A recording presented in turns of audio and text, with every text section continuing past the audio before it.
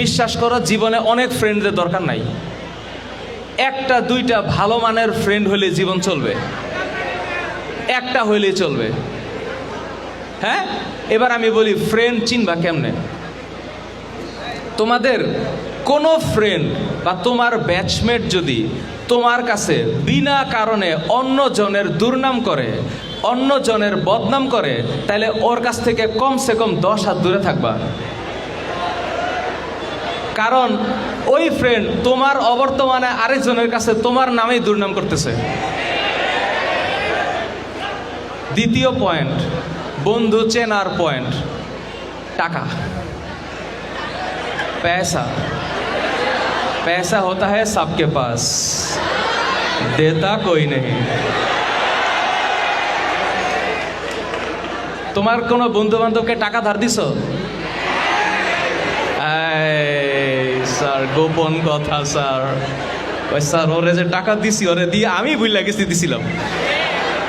শোনো, তোমার বন্ধুদের মধ্যে কারো কাছকে যদি টাকা দাও, ধার দাও, ধার, সে যদি প্রপার টাইমে, নির্দিষ্ট টাইমে যা বলছে ওই টাইমে যদি টাকা ফেরত দেয়, তাহলে মনে করবা সে একটা আদর্শ সন্তান।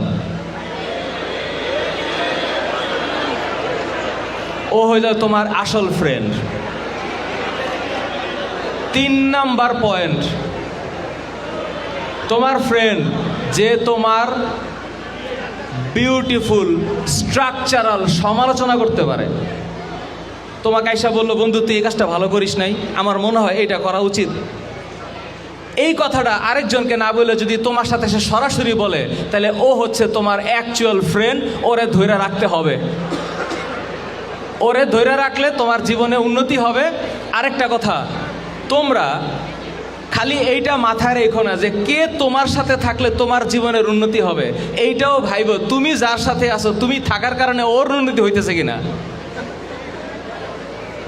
অনেকে আছে না, স্ট্যাটাস দেয় ফেসবুকে, আমাকে কেউ বোঝে না, আছে না? আরে ও কেমনে বুঝবে? আমি মাঝে মাঝে ভাবি, তুমি কয়জন রে বুঝছো? তোমারও তো কেউ বুঝলো না, এটা তুমি বুঝছো। তুমি কয়জন রে বুঝলা সেটা বুঝছো? স্যার এটাও বুঝি না।